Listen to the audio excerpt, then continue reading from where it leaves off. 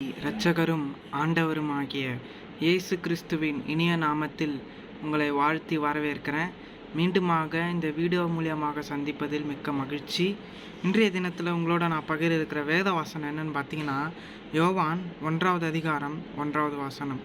ஆதியிலே வார்த்தை இருந்தது, அந்த வார்த்தை தேவனிடத்தில் இருந்தது, அந்த வார்த்தை தேவனாய் இருந்தது.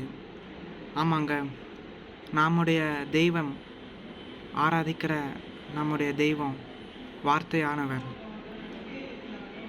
ஆனால் அந்த வார்த்தையானவர் நமக்காக மாமிசமாக மாறினார். அதுக்கு கீழுள்ள வசனங்கள் பார்த்தீங்கன்னா, அந்த வசனம் அழகாக ஒன்று இருக்கும். அவர் சகலமும் அவர் மூலமாய் உண்டாயிற்று. யோவான் 1வது அதிகாரம் 3வது வசனம். அது மட்டும் இல்லாமல்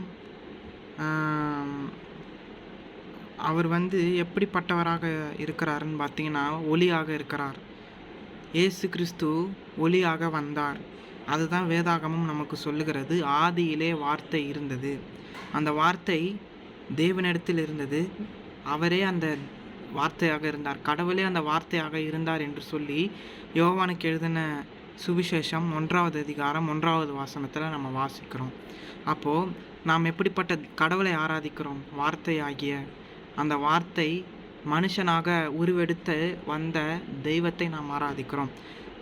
வேறு எந்த புஸ்தகத்திலும் இல்லாத ஒரு காரியத்தை வேதாகமம் நமக்கு சொல்லுகிறது. மற்ற புஸ்தகங்களில் பார்த்தீங்கன்னா, கடவுள் வார்த்தை வடிவில் இருந்தார் என்று சொல்லப்பட்டிருக்காது.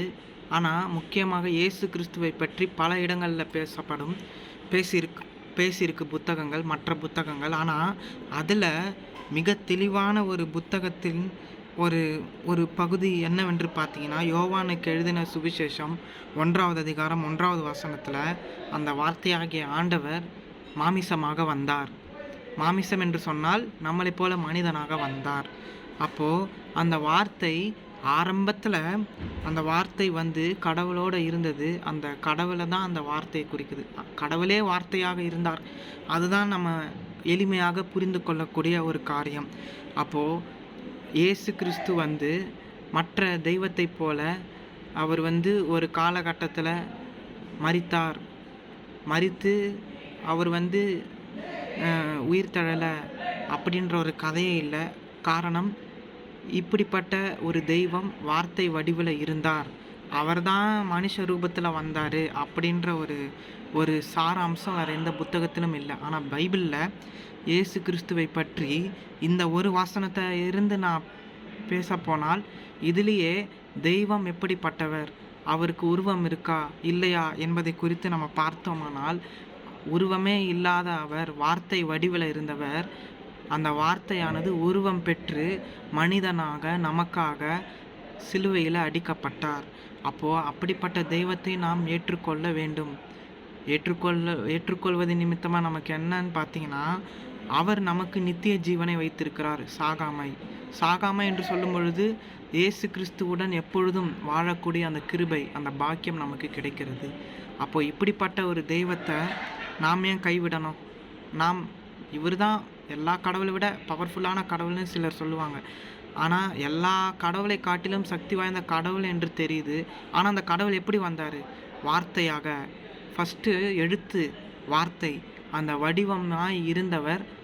அதன் பிறகு அவர் எப்படி மாறினார்னு பார்த்தீங்கன்னா, நம்மளை போல மனிதனாக மாறி இந்த பூமியில் வந்தார். அப்போ அப்படிப்பட்ட கடவுளை நம்ம உறுதியாக நம்ம வாழ்க்கையில் ஏற்றுக்கொண்டு அவரே நம்ம பின்தொடர்வோம். அவர் சொன்ன ஒவ்வொரு வார்த்தைகளும், இயேசு கிறிஸ்து கூறிய ஒரு வார்த்தையும் நம்ம கை கொண்டு இருக்கும் பொழுது நிச்சயமாக நம்ம எல்லாருக்கும் அந்த பரலோக வாழ்க்கை நிச்சயமாக உண்டு. இந்த வேத வசனத்தின் மூலமாக தேவன் உங்களை ஆசீர்வதிப்பாராக. ஆமென்.